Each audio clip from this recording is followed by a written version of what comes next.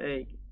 Insya Allah pagi hari ini kita akan belajar bersama beliau dengan tema para bunda juga berhak bahagia di bulan Ramadan. Ya. Baik, sepertinya Ustadz sudah hadir. Kita sapa dulu. Assalamualaikum warahmatullahi wabarakatuh, Ustadz. Waalaikumsalam warahmatullahi wabarakatuh.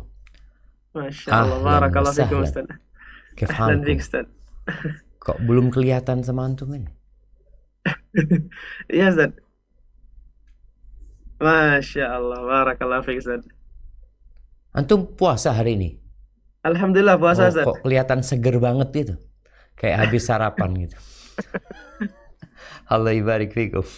Perfect, barakallah, Ustaz. Nah, baik, karena Ustadz sudah hadir di tengah-tengah kita, kemudian para peserta sekalian silahkan disiapkan catatannya, waktu dan tempat kami persilahkan kepada Ustadz Syafiq. Falyatafaddal mashkura, Ustadz.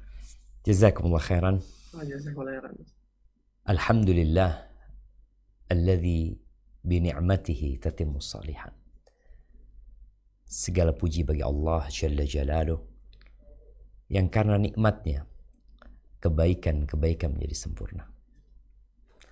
Yang karena rahmatnya sampai hari ini Allah masih memberikan kesempatan kepada kita untuk memuja dan memujinya. Tiada nikmat yang lebih agung dan lebih mulia dari nikmat mengabdi kepada Sang Pencipta. Dialah Allah Jalla Jalaluh, pencipta alam semesta. Dialah Allah yang maha pengasih dan maha penyayang. Dialah Allah yang menumbuhkan tumbuh-tumbuhan. Dialah Allah yang menurunkan air hujan. Dialah Allah Jalla Jalaluh yang tiada satupun daun yang jatuh kecuali dengan izin Allah Azza wa Jalla. Dan hanya Allah yang tahu berapa jumlah pasir di lautan, berapa jumlah kerikil yang ada di muka bumi ini, berapa jumlah debu yang ada di rumah kita. Dialah Allah yang mempersiapkan bagi hamba-hambanya yang bertakwa surga yang luasnya seluas langit dan bumi. Tapi bagi mereka yang durhaka dan menyimpang dari jalan kebenaran, telah dipersiapkan untuk mereka neraka. Khalidina fiha abada. Allahumma salli wa sallim ala abdika wa rasulika sayyidina wa maulana Muhammadin wa ala alihi wa ashabihi ajma'in. Amma ba'd.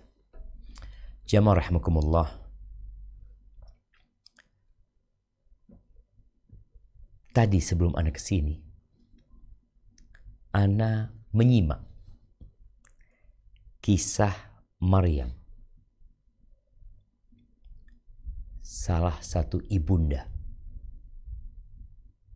tanpa ayah. Satu-satunya wanita yang menjadi tanda-tanda kebesaran Allah Azza wa Jal. Dia melahirkan Maryam tanpa dia pernah menikah. Dia adalah gadis yang suci, tapi dia hamil. Kemudian dia punya anak. Allah ceritakan di surat Maryam. Ana akan sedikit bacakan bagaimana perjuangan seorang ibu melahirkan putra tanpa ada bapak. Yang ada dalam benaknya, dia akan dicela, dia akan dimaki, dia akan dibuli. Dan ternyata benar apa yang dikhawatirkan oleh Maryam. Ketika dia mau melahirkan Isa, kemudian dia duduk di bawah pohon kurma. Dia siap-siap untuk mengeluarkan itu bayi. qalat ya laitani mittu qabla hadha. Dia mengatakan, andai kata aku mati sebelum ini. Wa kuntu nasyan mansiya. Aku menjadi sesuatu yang terlupakan. Gitu. Ini ucapan menggambarkan dahsyatnya cobaan yang dirasakan oleh Maryam. Bagaimana tatkala dia membawa itu anak. Setelah proses lahiran selesai. Kemudian dia harus bangkit melanjutkan perjuangan. Karena dia sudah diwakafkan oleh ibundanya ke Masjidil Aqsa. Dia bawa tuh anak. Lalu orang-orang di kampungnya bertanya, qalu ya Maryam, Maryam, laqad ji'ti syai'an fariya. Engkau telah datang dengan sesuatu kenistaan. Gimana? Engkau ini seorang wanita yang baik. Engkau wanita yang diwakafkan ke Masjidil Aqsa. Engkau hidup di sana. Tapi tahu-tahu engkau datang membawa bayi tanpa ada bapak dan tanpa engkau menikah. Mereka mengatakan, ya ukhta Harun, ma kana abuki imra'asaw wa ma kanat ummuki baghiya. Wahai saudarinya Harun, bapakmu itu bukan orang jahat.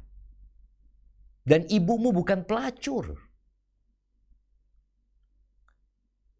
Fa'asyarat ilaih.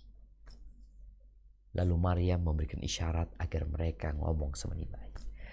Taib, barakallahu fiik. Jamaah rahimakumullah. Kalau bicara perjuangan seorang bunda, berat. Oleh karena itu, Allah memberikan hadiah yang spesial untuk para bunda. Para bunda juga berhak bahagia di bulan Ramadan. Kita mulai kajian kita hari ini. Taib. Mungkin slide-nya bisa ditampilkan. Sudah bisa. Nah, udah connect? Bentar ya.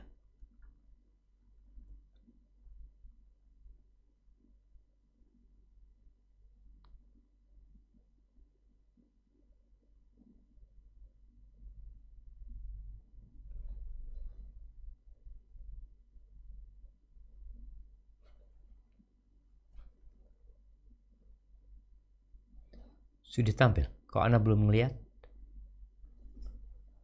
Oke. Nah, para bunda juga berhak bahagia di bulan Ramadan. Ramadan hadir membawa berkah keberkahan untuk semua. Untuk laki-laki dan perempuan, anak-anak maupun orang tua, atasan maupun bawahan, rakyat biasa maupun pejabat. Semua mendapatkan kesempatan yang sama untuk meraih pahala dan kebahagiaan Ramadan. Rasul sallallahu alaihi wasallam bersabda, ketika akan masuk bulan Ramadan, atakum Ramadan, syahrun mubarak, faradallahu azza wa jalla alaikum siyamahu, tuftahu fihi abwabus sama, wa tughlaqu fihi abwabul jahim, wa tughallu fihi maradatus syayatin, lillahi fihi lailatun khairun min alfi syahr, man hurima khairaha faqad hurim. Yang artinya telah datang kepada kalian Ramadan, bulan penuh keberkahan. Allah mewajibkan puasa di dalamnya, dibuka pintu-pintu langit, ditutup pintu-pintu neraka, dan para setan dibelenggu. Di dalamnya terdapat satu malam yang lebih baik dari 1000 bulan. Barang siapa yang terhalang dari kebaikannya, maka ia benar-benar terhalang dari segala kebaikan. Jamaah rahimakumullah. Kabar gembira ini seharusnya membuat kita gembira. Maka yang bersedih dia sedang bermasalah.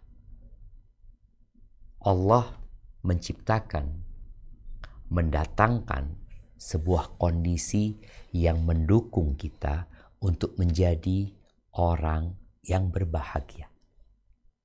Ada banyak berkah di bulan Ramadan. Tadi kita baca hadisnya. Pintu-pintu langit, pintu-pintu surga dibuka. Tidak ada satupun yang ditutup. Artinya kita mau nggak masuk surga? Kalau mau, ayo ini pintunya dibuka. Gitu. Pintu-pintu neraka ditutup. Sehingga orang yang mau ke neraka, kondisi neraka tertutup. Gitu. Seharusnya dia balik, dan nerakanya ditutup. Kau menuju ke surga. Gitu. Tapi memang kalau kita mau ke atas, mau ke puncak, tadi disebutkan pintu-pintu langit, maka kita perlu mengeluarkan effort yang lebih. Kita harus capek, kita harus lelah. Tapi kalau mau ke neraka, itu jalannya turun. Aku nggak perlu capek-capek. Tapi subhanallah, Allah tutup pintu neraka, Allah buka pintu langit. Setan-setan yang biasa menggoda dibelenggu. Sehingga mereka tidak bisa leluasa. Bahkan di riwayat lain disebutkan. Setiap malam itu ada da'in. Ada penyeru. Yang menyeru umat manusia. Suara-suara dalam hati kita. Dalam benak kita yang mengatakan, ya baghiyal khair aqbil, wahai orang yang ingin kebaikan, ayo, ini waktunya engkau berbuat baik. Wa ya baghiyal syarr, wahai orang yang ingin berbuat jahat, tahan, berhentilah. Setannya udah dibelenggu, pintu neraka ditutup. Jadi manusia ada kondisi dia lelah, dia capek. Penyeru ini yang kita rasakan, yang membuat kita terus ingin berbuat baik. Itu mengingatkan kita ketika kendor semangat kita, ketika redup api dan bara di dalam hati kita untuk berbuat kebaikan, kita diajak. Dan di situ ada satu malam yang lebih baik dari 1000 bulan. Kemudian ada 2 kebahagiaan untuk orang yang berpuasa. Rasulullah SAW mengatakan lisaimi farhatani, farhatun hina yuftir wa farhatun hina yalqa rabbahu. Orang yang berpuasa memiliki 2 kebahagiaan. Kebahagiaan ketika berbuka, kebahagiaan ketika bertemu Rabbnya. Hadis riwayat Muslim. Bayangin. Sebenarnya terjemahan kebahagiaan kurang tepat untuk hadis ini. Farha itu artinya kegembiraan. Kegembiraan itu beda dengan kebahagiaan. Kebahagiaan itu artinya tuma'nina fil qalb, kedamaian di dalam hati ya. Terhindarnya kita dari berbagai petaka yang membuat kita jadi tenang dan damai, sejahtera. Itu bahagia tuh.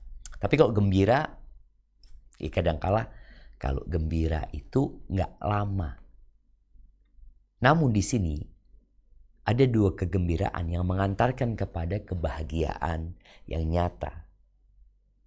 Yang pertama, ketika berbuka, dan ini satu hal yang sesuai dengan tabiat manusia.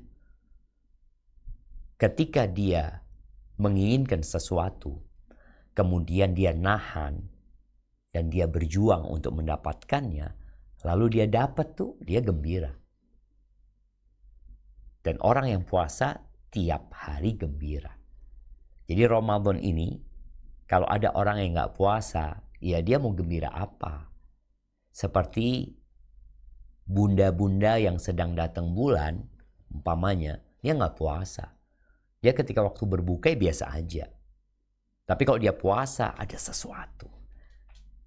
Maka Ramadan menghadirkan kegembiraan yang akan mengantarkan kepada kebahagiaan.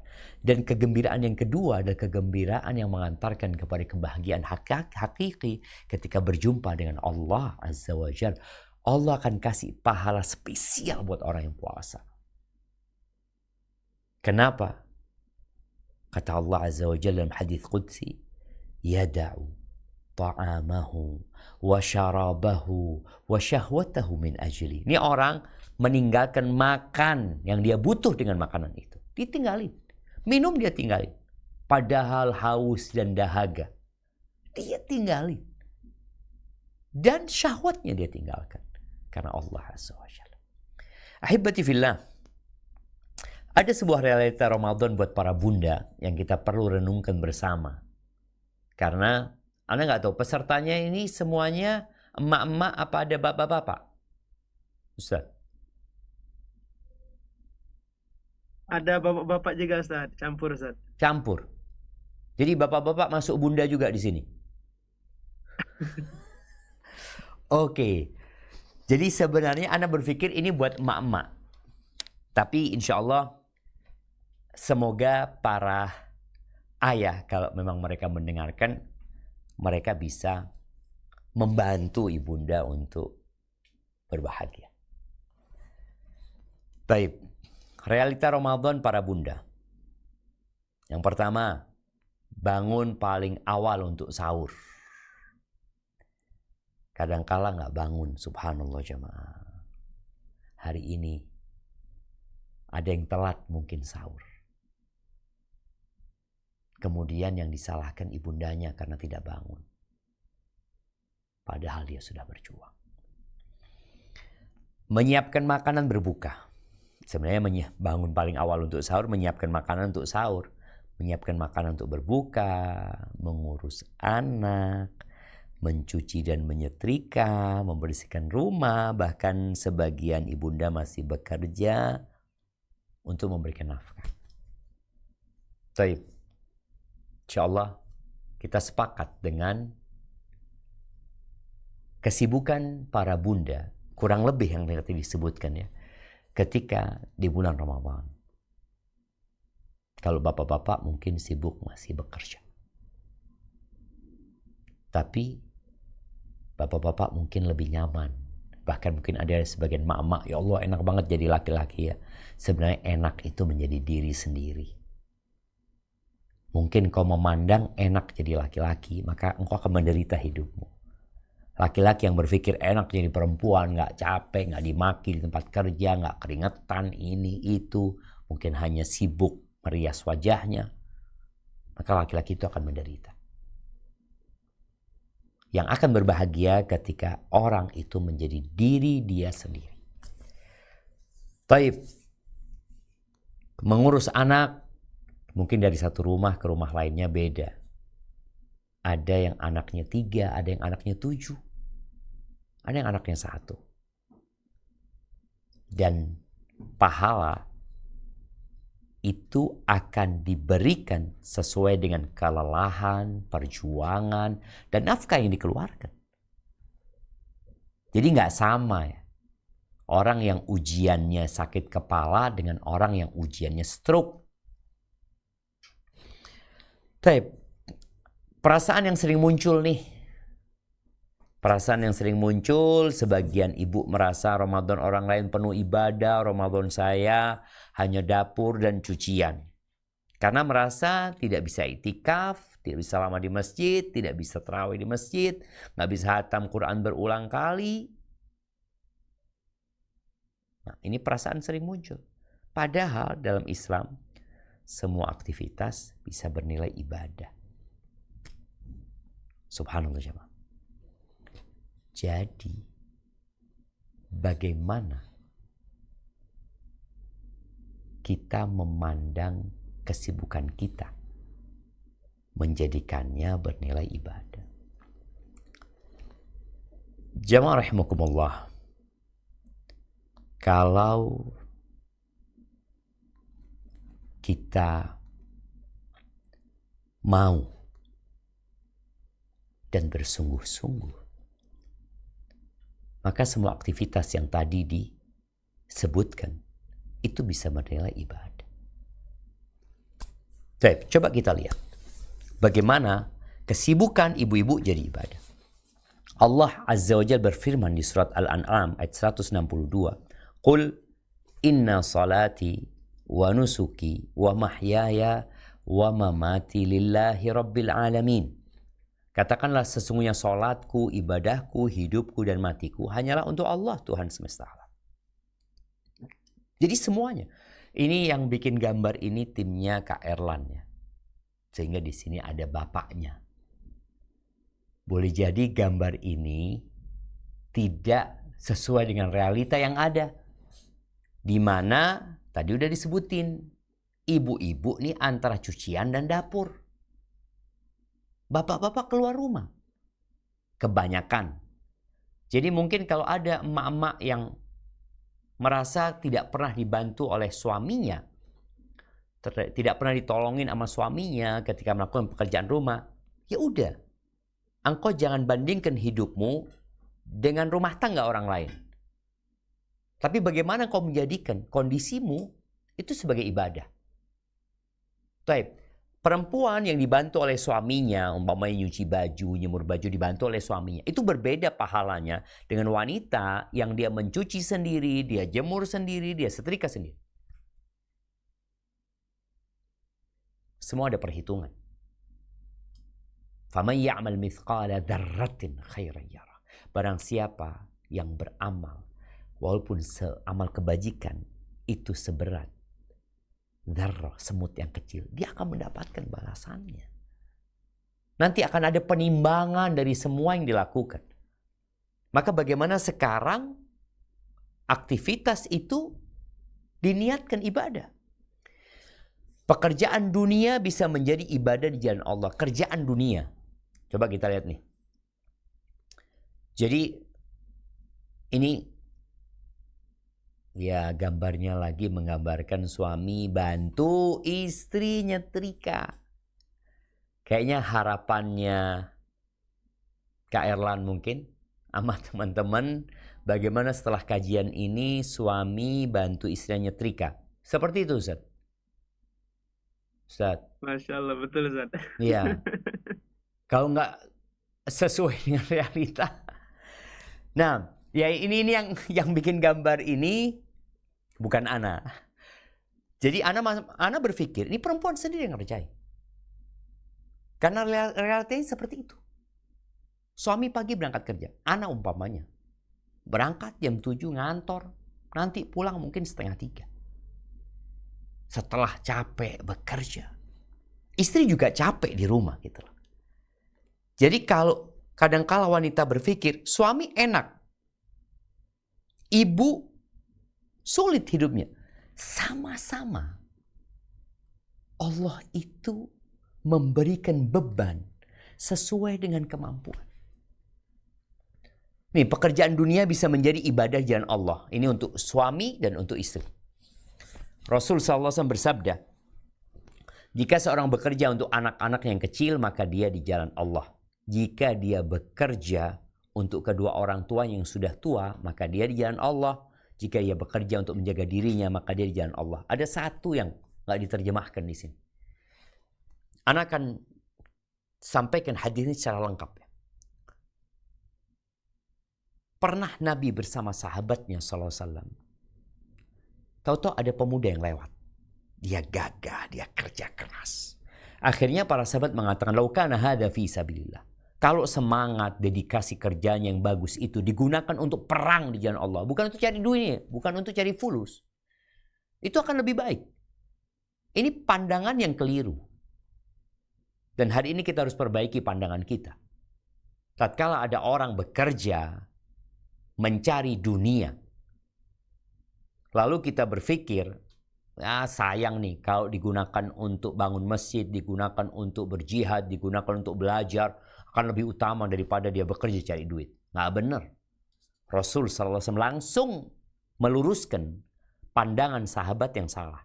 Beliau mengatakan alaihi salatu wasallam, "Lau kana kharaja yas'a ala abawain." Tadi yang kita baca terjemahannya. Kalau dia keluar rumahnya bekerja dalam rangka memberikan nafkah kepada anak-anak yang masih kecil, fahuwa fi sabilillah. Kalau dia keluar bekerja dalam rangka memberikan nafkah kepada orang tua yang sudah sepuh, dia di jalan Allah. Kalau dia bekerja tidak untuk orang tua, tidak untuk anak, tapi untuk dirinya sendiri, untuk menjaga kehormatan dirinya, agar dia tidak menjadi benalu di masyarakat, Atau mungkin sebagai modal dan tabungan untuk menikah supaya dia tidak berzina. Fahuwa fi sabilillah, dia di jalan Allah gitu. Jadi jangan dipandang baca Quran aja yang di jalan Allah. Sholat tarawih aja di jalan Allah. Tinggal bagaimana niatnya. Yang masalah kadangkala kita salah niat. Itu yang menyebabkan akhirnya kita merasa gak bahagia. Aku gak bisa seperti mereka. Yang keempat, lau kana kharaja yas'a riya'an wa mufakharatan fahuwa fi sabilis syaitan. Ini yang bermasalah.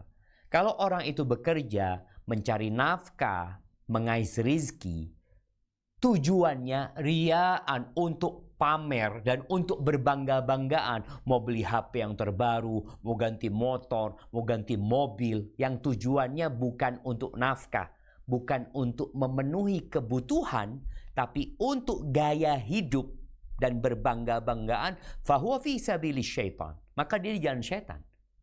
Makanya para bunda juga harus sadar ya, yang bekerja di luar umpamanya. Engkau untuk apa bekerja? Di rumah engkau sibuk tadi, yang akhirnya berkurang waktumu untuk dirimu. Terus gimana? Niatnya yang benar. Agar menjadi jalan Allah. Kemudian nih perlu diperhatikan. Ya lihat jamaah, ini memang benar-benar bapaknya ikut nyuci ya. Tapi anak anggap gambar bapaknya nggak ada. Semuanya dapat menjadi sumber kebahagiaan kalau kita mencintai apa yang kita kerjakan. Maka tugas kita adalah bagaimana berjuang untuk mencintai yang kita lakukan. Dalam Islam, mencintai apa yang kita kerjakan sangat terkait dengan niat, makna, dan tujuan akhir hidup seorang hamba. Seringkali kita tidak mencintai pekerjaan karena kita hanya melihat lelahnya, bukan hikmahnya. Ini hendaklah jadi pesan yang kita ingat. Berapa banyak orang yang bekerja bertahun-tahun menekuni pekerjaan itu dan dia tidak pernah jenuh, tidak pernah bosan karena dia cinta. Bagaimana sekarang seorang bunda mencintai pekerjaan rumah yang dia kerjakan? Kalau memang dia jadi ibu rumah tangga. Kalau dia jadi ibu rumah tangga, lalu dia harus mengais rezeki juga. Dia cintai juga tuh pekerjaan. Terus bagaimana cara menghadirkan cinta? Ya, niat. Apa sih makna hidup kita sebenarnya? Tujuan akhir kita itu mau kemana? Maka tatkala seorang mencintai pekerjaannya dan dia melihat ada hikmah besar. Mungkin ada sebagian yang jadi janda, yang dia jadi single parent, dia ngurusin anaknya. Udah ada hikmahnya. Jangan sibuk mengeluh. Alal aqil an la yaghtam, fa innal ghamma la yanfa. Orang yang berakal tuh nggak boleh galau. Loh kok nggak boleh Ustaz? Fa innal ghamma la yanfa. Ibnu Hibban al-Busti mengatakan tadi, kegalauan itu nggak ada gunanya. Nggak ada gunanya. Hanya membuatmu tidak produktif. Jadi ketika seorang sedih, ya, kemudian galau, dia akan berhenti melakukan pekerjaan yang produktif. Dia hanya akan mengatakan fulan. Oh enggak. Ada kejadian. Abu Ayyub Al-Khawlani insyaallah. Abu Muslim Al-Khawlani. Abu Muslim dekat sama khalifah, dekat sama pejabat negara, dekat sama pemimpin pada waktu itu. Hidupnya biasa-biasa saja. Tahu-tahu dia pulang ke rumah, sampai rumah istrinya ngomong, "Bang, kalau engkau ngomonglah sama khalifah, kan hidup kita susah, mungkin kita dikasih pembantu, mungkin kita kasih ini, itu." Mulai dia bicara tentang dunia. Tentang sesuatu yang tidak dimiliki, yang tidak ada di rumah. Maka Abu Muslim berdoa, "Ya Allah, butakan orang yang merusak istri hamba." Ternyata sebelum Abu Muslim datang, ada perempuan yang berkunjung ke rumahnya Abu Muslim. Dialah yang ngompori istrinya Abu Muslim. Nih perempuan lagi di rumahnya. Tahu-tahu dia gak ngelihat apa-apa. Dia ngomong, apa mati? Padam cahayanya. Enggak, kata dia. Langsung dia sadar, kayaknya aku didoakan oleh Abu Muslim. Nah, jemaah. Kita tuh kalau memandang kepada kehidupan orang lain, kita nggak akan pernah bahagia. Makanya kalau di gambar ini, makanya orang-orang itu kadang-kadang sekarang sibuk ya, ngelihat TikTok, IG, melihat kehidupan rumah tangga orang lain, udah yakin kok nggak akan bahagia. Walaupun nanti suamimu melakukan seperti yang dilakukan di video itu. Karena masalahnya bukan di video itu. Masalahnya di hatimu. Engkau tidak qanaah, tidak menerima yang ada. Jadi, al-qanaatu kanzun la yafna. Menerima itu harta tersimpan yang gak ada habisnya ketika kau menerima. Baik, ini bagaimana sekarang Ana ingin mengajak para bunda untuk bisa bahagia. Poin-poin yang baru saya disebutkan agar kita memandang pekerjaan itu ya bukan beban, tapi sesuatu yang kita cintai karena di situ ada hikmah, ada ganjaran yang besar yang mungkin kita nggak bisa ngaji, nggak bisa iktikaf, tapi kita dapat yang lebih dari itu. Amanah besar seorang ibu. Ketika pekerjaan dipandang sebagai amanah dari Allah, maka hati menjadi lebih serius. Jiwa lebih bertanggung jawab. Dan cinta terhadap pekerjaan akan tumbuh. Karena ia bukan sekedar pekerjaan tetapi tugas dari Allah. Rasulullah SAW bersabda, "Wal mar'atu ra'iyatun ala baiti ba'liha wa waladihi wa hiya mas'ulatun anhum." Seorang istri adalah pemimpin di dalam rumah tangga suaminya dan terhadap anak-anaknya. Dan dia akan dimintain pertanggungjawaban atas mereka. Hadis ini potongan dari hadis yang panjang yang bercerita tentang kullukum ra'in wa kullukum mas'ulun an ra'iyati. Setiap kalian adalah pemimpin dan akan dimintain pertanggungjawaban atas apa yang dia pimpin. Tapi kita fokus kepada para bunda. Engkau tuh sedang menjalankan tugas yang diberikan oleh pencipta langit dan bumi ini. Seharusnya kau bangga. Sebagian wanita malu ketika ditanya, engkau kerjaannya apa? Mau ngomong ibu rumah tangga, aku nggak kerja. Aku nggak kerja. Kalau ibu rumah tangga dianggap tidak bekerja, terus seperti apa yang bekerja? Para bunda itu kerjanya 24 jam kali 7 hari dalam sepekan, kali 30 hari dalam sebulan, kali 12 bulan. Pernah ada ibunda cuti dari kerjaan? Nggak ada. Dan tadi bagaimana kau mencintai pekerjaan ketika engkau memandang ini amanah. Kemudian aku dapat apa? Kalau bekerja di kantor dapat fulus. Kalau kerja di rumah, engkau dapat yang lebih luas daripada bumi ini. Engkau akan dapat semua yang kau inginkan ketika engkau menjalankan tugas itu dengan baik dan benar. Dan kemuliaan seorang istri nih yang menjadi ibu rumah tangga, yang sibuk menjadi istri melayani suaminya, seorang wanita yang menjadi istri, dia sedang mengemban amanah besar yang akan mengantarkannya kepada kebahagiaan hakiki. Rasulullah SAW bersabda, "Idza sallatil mar'atu khamsaha wa shamat syahraha wa hafizat farjaha wa ata'at zawjaha qila laha udkhulil jannata min ayyi abwabil jannati syi'ti." Jika seorang wanita menjaga sholatnya, berpuasa Ramadan, menjaga kehormatannya, dan taat kepada suaminya, maka dikatakan kepadanya, masuklah ke surga dari pintu mana saja yang engkau kehendaki. Jamaah, para bunda, bayangin ya. Ketika seorang itu tahu dengan tugasnya dan dia menjalankan tugas itu dengan baik,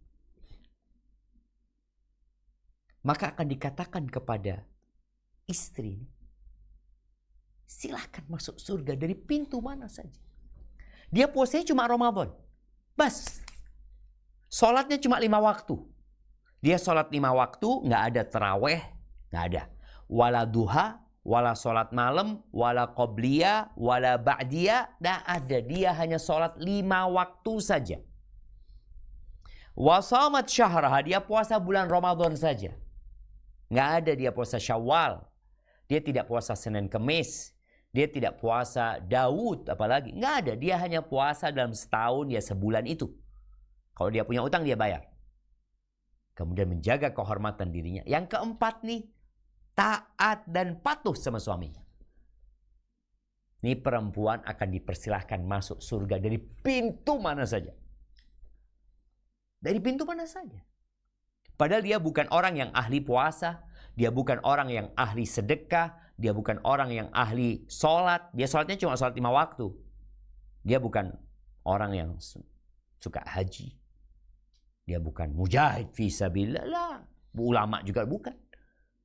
Tapi dikatakan kepada dia, silahkan, monggo. Mau masuk surga dari pintu mana saja. Maka hadis ini perlu menjadi pemandu para bunda selama bulan Ramadan. Kalau dia kehilangan beberapa keutamaan, maka jangan kehilangan kewajiban dia. Kemudian nih, kita baca lagi ada satu hadis. Rasulullah SAW bersabda, "Wala tajidu imra'atun halawatal iman hatta tuaddiya haqqa zawjiha." Dan tidaklah seorang wanita merasakan manisnya iman hingga ia menunaikan hak suaminya. Hadis riwayat Al-Hakim. Jamaah.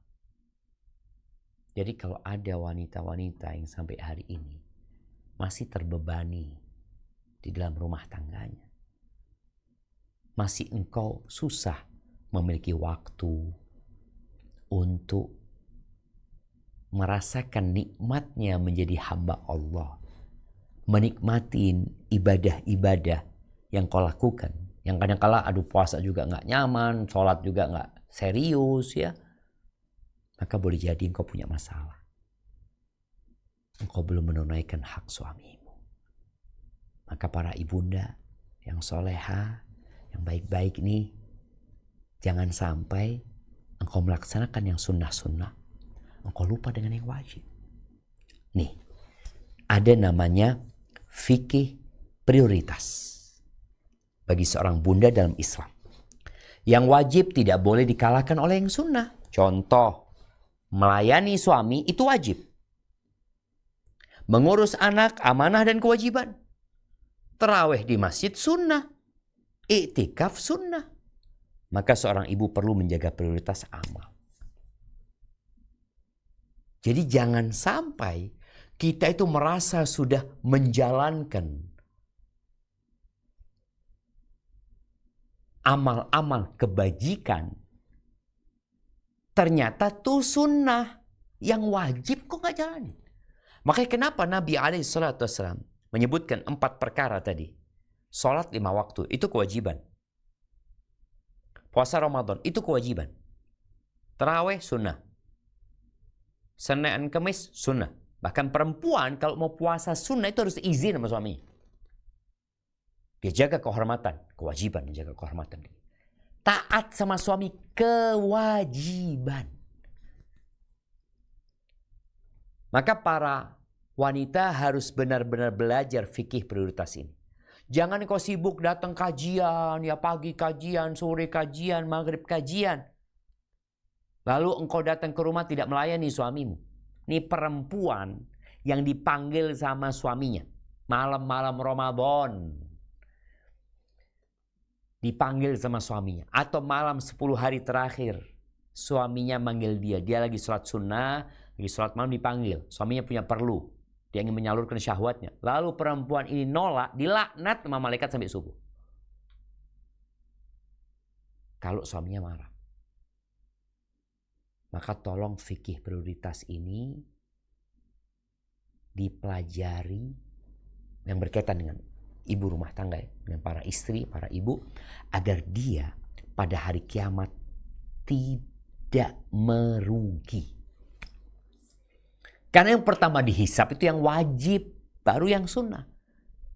Kalau yang wajib kurang, baru nanti dicari yang sunnah. Tapi kalau yang wajib nggak dikerjakan, yang sunnah ya nggak dilihat nantinya. Ketika engkau yang wajib tidak dikerjakan. Kemudian bagaimana membungkus aktivitas dengan ibadah. Nih, ini juga gambarnya menunjukkan suami yang Masya Allah selalu hadir, yang nggak ada. Ini anggap nggak ada suaminya. Ini istri, ini ibu. Maka bagaimana membungkus, memasak menjadi ibadah? Tadi niat. Berzikir saat bekerja, memperbanyak istighfar, bersolawat, mengingat Allah saat memasak atau membersihkan rumah. Dengan demikian seluruh aktivitas menjadi pahala. Tadi udah disebutin. Yang pertama adalah niat. Niatnya masak untuk sahur. Bayangin ya, dia akan dapat pahala suaminya, pahala anak-anaknya. Niat masak untuk berbuka mereka. Man fattara sha'iman falahu mithlu ajri. Barang siapa yang memberikan buka kepada orang puasa, dia akan dapat pahala seperti orang yang puasa. Emak-emak ini dapat pahala paling banyak sebenarnya. Ketika dia punya anak 7, puasa semuanya. Sama suaminya 8. Lalu dia mempersiapkan berbuka. Dia memberikan buka kepada mereka. Nggak besar nih pahalanya mama. Besar sekali. Apalagi kalau proses dia membuat berbuka, proses dia memasak, dia terus bersolawat. Dia tetap berdoa mengatakan Allahumma innaka afuun tuhibbul afwa fa'fu anni. Ya Allah, sesungguhnya Engkau Maha Pemaaf. Engkau cinta maaf, maafkan aku, sambil goreng dia. Allahumma innaka afuun tuhibbul afwa fa'fu anni. Nanti dia ganti. Allahumma salli wa sallim ala Muhammad. Dia bersolawat. Nanti dia baca. Rabbana atina fid dunya hasanah wa fil akhirati hasanah wa qina adzabannar. Niatnya sudah benar. Dia cinta sama pekerjaannya. Dia melihat kepada hikmah dan amanah yang diembannya. Kemudian proses dia menjalankan tugas itu dibungkus dengan zikir yang memang tidak membutuhkan berbagai macam syarat, maka dia akan bahagia ketika dia membangunkan anaknya untuk sahur, ketika dia membangunkan suaminya untuk sahur. Ad-dalu 'alal khairi kafa'ili. Orang yang menunjukkan orang lain untuk berbuat baik itu seperti orang yang berbuat kebaikan itu. Gimana nih ibu ngajarin anaknya puasa, bangunkan sahur, didudukkan di meja makan, disuapin sehingga anak ini tumbuh besar. Dia bisa berpuasa dengan pendidikan ibunya sampai mati itu anak, ibunya insya Allah dapat pahala. Apa nggak bahagia? Tapi kadang-kala kita kurang menghadirkan hal itu. Oke, engkau kehilangan, aku nggak bisa hatam banyak, nggak apa-apa, nggak apa-apa. Tapi jangan sampai engkau punya waktu kosong, kau gunakan untuk scrolling, untuk nonton, untuk ngobrol sama orang, menghabiskan waktu. Jangan. Ketika engkau punya waktu, manfaatkan waktu itu. Bulan Ramadan doanya orang dikabulin. Sepanjang hari engkau bisa berdoa. Kemudian, nah ini ada masalah yang perlu diperhatikan. Apa? Mengelola emosi saat Ramadan.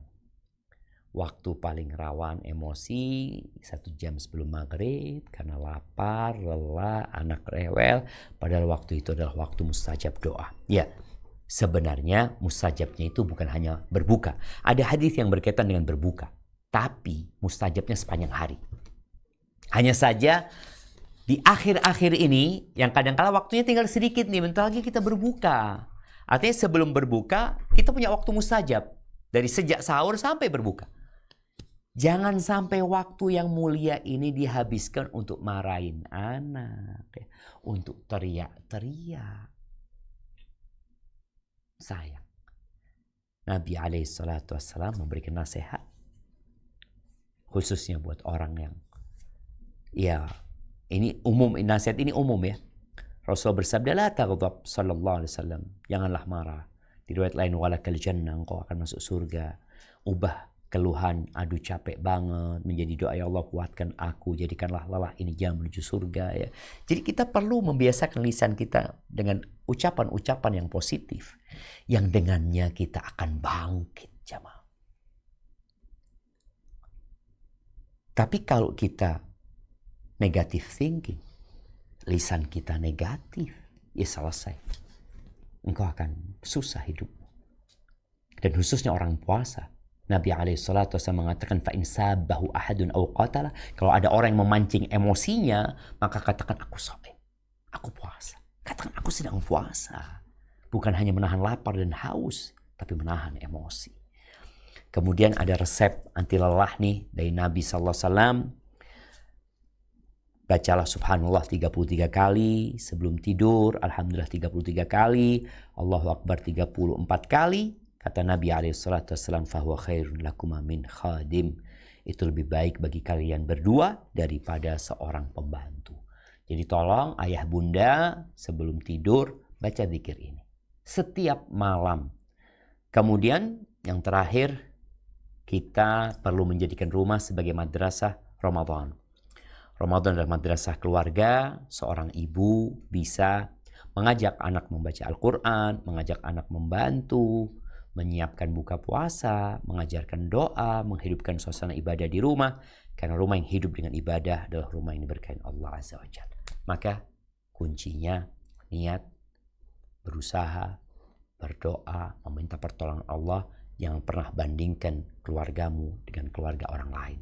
Kalau engkau harus memandang, pandanglah yang lebih susah dari kehidupanmu. Jazakumullah khair. Kita ada waktu ya Allah, tinggal 12 menit. Ana kembalikan ke pemandu acara kita, moderator kita. Jazakumullahu khairan. Masya Allah, jazakallah khairan Ustaz atas ilmu dan juga yang materi yang telah disampaikan. Mudah-mudahan bermanfaat. Kita masuk ke sesi tanya jawab Ustaz. Ada beberapa pertanyaan yang sudah masuk, mungkin kita bacakan beberapa. Yang pertama Ustaz, ya.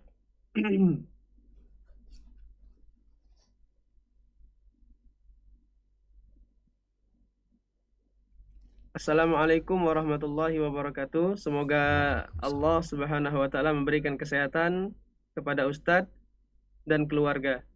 Ustadz, Amin. izin bertanya, saya seorang ibu rumah tangga dan pendidikan terakhir sebagai dokter. Masya Allah. Saat ini Ana mengurus anak karena tidak ada yang membersamai anak di rumah.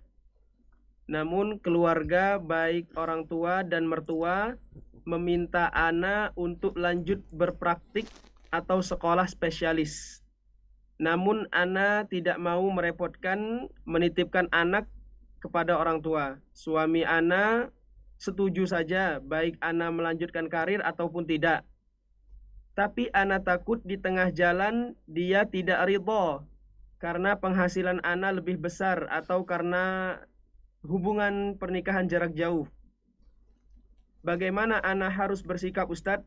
Saat ini Ana sangat menikmati peran ibu rumah tangga karena ingin meraih pahala yang lebih utama insya Allah. Syukron, jazakumullah khairan, barakallahu fikum Ustadz. Barakallahu fiik. Nah, ya kadang-kala kita dilema menghadapi orang tua ya, yang punya cita-cita, yang punya angan-angan, mertua juga. Tapi kalau tadi ibu sudah mengambil keputusan bahwa dia nyaman dengan peran dia sekarang, dia bisa berkhidmat kepada suami dengan baik, dan suami memberikan nafkah yang cukup sama dia, kemudian dia juga bisa mendidik anak-anaknya dengan lebih baik. Namun tetap, kalau menurut Ana, tetap sebagai seorang dokter bisa memberikan manfaat kepada orang lain. Mungkin kau bisa memberikan manfaat kepada tetangga-tetanggamu, memberikan manfaat kepada kawan-kawanmu, tetap dia bisa bermanfaat dengan ilmu yang dia miliki. Supaya ilmu itu tidak nganggur. Soalnya kalau bicara profesi spesialis dan lain sebagainya, kadangkala tujuannya seperti yang disebutkan, cari uang sih. Cari uang, mungkin kedudukan sosial di masyarakat lebih tinggi. Tapi kalau suami sudah mendukung, artinya mendukung nanti di rumah. Mungkin suami sekarang ngomong, oke nggak apa-apa. Tapi nanti di tengah jalan, karena dia merasakan nggak bisa lagi dilayani oleh istrinya, kadangkala anak-anak nanti jadi berantakan, umpamanya. Maka pilihan ibu anak rasa lebih tepat. Hanya saja bagaimana engkau mendoakan kedua orang tuamu dan mertua agar mereka ridho dengan pilihanmu dan tetap berusaha memberikan manfaat kepada masyarakat secara umum. Hada wallahu a'lam bissawab. Nah. Baik. Pertanyaan berikutnya Ustadz. Assalamualaikum Ustadz. Waalaikumsalam warahmatullahi wabarakatuh. Saya mau bertanya, dulu saya bekerja. Saat hamil, suami meminta saya resign. Setelah punya anak, saya baru resign. Setelah setahun resign, bisnis suami bangkrut. Suami bilang bangkrutnya karena saya. Dan menurut suami, saya tidak bisa urus anak karena anak susah makan. Jadi semua masalah itu seolah karena saya. Jadi menurut suami, anak lebih baik diurus pembantu saja dan saya disuruh bekerja kembali. Saya nurut untuk cari kerja dan langsung dapat. Tapi saya sedih sekali, saya menangis terus setiap membayangkan anak saya diasuh orang lain. Jadi mulai besok Senin saya sudah mulai kerja, tapi sebenarnya saya tidak ridho. Suami selalu ingin saya menghasilkan uang lebih banyak lagi, tapi katanya uangnya untuk saya sendiri. Saya dosa tidak karena tidak ridho sama perintah suami, Ustadz. Saya lebih suka di rumah bersama anak saya. Jazakumullahu khairan, Ustadz. Barakallahu fiik. Inilah jamaah masalah yang timbul ketika laki-laki dan wanita menikah, tapi mereka tidak pernah belajar tentang bagaimana menjadi seorang suami dan bagaimana menjadi seorang istri. Dan memang sampai saat ini kita punya masalah secara nasional. Tidak ada mata pelajaran, baik itu SMA atau kuliah atau S2, S3, yang mengajarkan tentang bagaimana berumah tangga. Nggak ada. Sehingga muncul masalah perceraian yang begitu banyaknya di negeri kita. Contoh tadi dari pertanyaan itu. Suami merasa istri sebagai penyebab. Boleh jadi dosa-dosa suami. Atau boleh jadi istri memang mungkin kurang beribadah kepada Allah. Waktunya ketika dia resign umpamanya. Dia mungkin kurang beristighfar, kurang memperbanyak zikrullah, kurang tawakal sama Allah. Ada banyak penyebab orang itu umpamanya bangkrut hidup. Tapi kalau tadi yang disalahkan istri, kemudian istri dipekerjakan. Enggak, suami tidak punya hak. Suami punya kewajiban menyuruh istrinya melayani dia. Melayani suami. Tapi bukan bekerja untuk cari uang. Mendidik anak-anaknya yaitu kewajiban seorang istri. Tanpa diperintahkan suami dia kerjakan itu. Tapi sebagian suami merasa dia pemimpin sehingga dia bisa bertindak semena-mena kepada istrinya. Istrinya dipekerjakan sama dia, suruh cari duit. Engkau suami yang tanggung jawab. 100% kewajiban nafkah itu adalah suami. Istri mau membantu silahkan, tapi dari hatinya. Bukan dipaksa. Ini kan terpaksa dia. Dan seharusnya sang istri berpikir bagaimana, oke, engkau butuh aku bantu, aku akan bantu. Tanpa harus bekerja. Tetap merawat anak. Bisa bekerja dari rumah. Bisa membuka usaha. Tapi pintu-pintu rezeki itu bukan hanya bekerja. Tawakal itu pintu yang paling utama. Beristighfar. Bertakwa kepada Allah Azza wa Jal. Berdoa. Menyambung silaturahim. Bersedekah. Itu kunci-kunci rizki. Maka nasihat ana, jika memang kau sudah jalani, perbanyak istighfar dan pikirkan bagaimana engkau bisa membantu suami tapi tetap di rumah. Hada wallahu a'lam bissawab. Nah, Jazakallah khairan Ustaz atas jawabannya. Mungkin satu pertanyaan lagi bisa Ustaz? siap, bismillah. Bismillahirrahmanirrahim. Assalamualaikum Ustaz. Semoga Waalaikumsalam. Ustadz senantiasa dalam penjagaan Allah Subhanahu wa taala. Amin. Ustadz, saya ingin meminta nasihat Ustadz.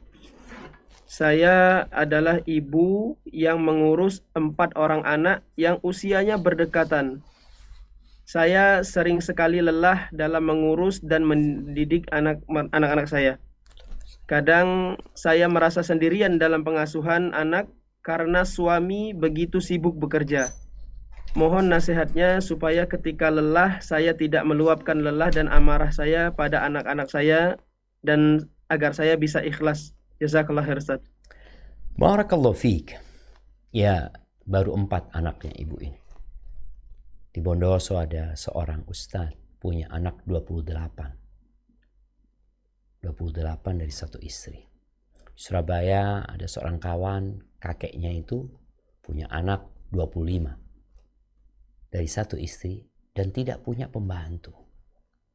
Tadi udah kita bahas bagaimana supaya pekerjaan itu engkau cintai dan menghasilkan pahala. Niatnya, anggap ini amanah dari Allah. Dan jangan membandingkan hidupmu sama orang lain. Hidupmu. Ada orang mungkin, anaknya 1 pakai pembantu. Engkau anaknya 4 tanpa pembantu. Maka jangan bandingkan hidupmu sama mereka. Kemudian, isi waktu itu dengan berzikir. Jadikan itu ibadah. Lalu, jangan lupa, ada hikmah yang besar ketika engkau harus capek dan lelah dengan 4 anak itu. Mereka akan berada dalam timbangan kebaikanmu ketika kau sabar mendidik mereka. Kemudian sebelum tidur jangan lupa baca subhanallah, alhamdulillah, Allahu Akbar tadi. Insya Allah dengan seperti itu engkau akan bisa menghadapi hidup ini dengan lebih tenang dan damai. Dan engkau akan bahagia dengan kesusahanmu. Para sahabat Nabi dahulu, mereka perang, baru balik 4 bulan. Ya istrinya ngurusin anak sendiri. Jadi jangan dipikir para sahabat Nabi radhiyallahu taala anhum selalu ada dan hadir bersama istri-istri mereka. Enggak. Mereka berangkat jihad, berbulan-bulan mereka berangkat.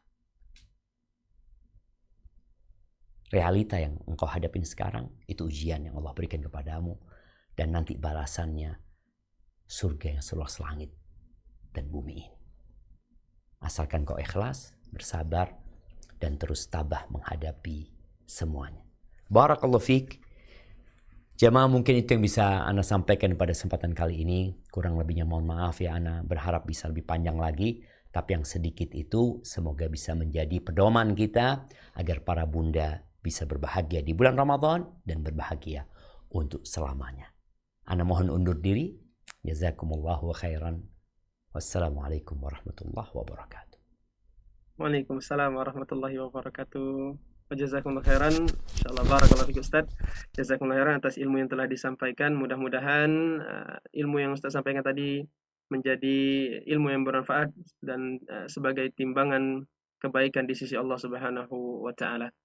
Baik, ayah bunda yang dirahmati Allah Subhanahu wa taala, dengan berakhirnya sesi bersama dengan Ustadz Syafiq Riza Basalama hafizahullah taala ini, maka berakhir juga ya program kita di Safanah yang ke-6 di bulan Ramadan kali ini. Jadi ayah bunda yang dirahmati Allah Subhanahu wa taala dan juga para peserta sekalian, Safanah ini adalah program spesial dari Parenting Kailan Bercerita yang diadakan setiap bulan Ramadan. Nah, maka nantikan kembali insya Allah ya, mungkin Safanah yang ke-7 di bulan Ramadan yang akan datang. Namun juga insya Allah akan banyak program-program dan webinar-webinar lainnya dari Parenting Kailan Bercerita. Insya Allah kita akan bertemu mungkin di program-program yang berikutnya. Baik, kemudian sekali lagi kami ucapkan jazakumullahu khairan kepada para peserta sekalian yang telah mengikuti program ini dengan baik ya, dari pertemuan ke pertemuan, dari pertemuan pertama sampai dengan pertemuan yang terakhir kali ini. Sekali lagi kami ucapkan jazakumullahu khairan, barakallahu fikum, semoga memberikan ilmu yang bermanfaat dan bisa kita amalkan untuk semuanya. Baik, ayah bunda dan juga para peserta yang dirahmati Allah Subhanahu wa taala. Kemudian kami sampaikan kembali informasi sayembara berhadiah ya, terkait dengan pesan dan kesan mengikuti program Safanah yang ke-6 di bulan Ramadan 1447 Hijriah kali ini. Maka kami beritahukan kembali kepada seluruh peserta bahwa kami mengadakan sayembara berhadiah untuk membuat pesan dan kesan terkait kegiatan Safanah 6 yang telah berlangsung. Untuk ketentuannya, yang pertama nanti silahkan dibuat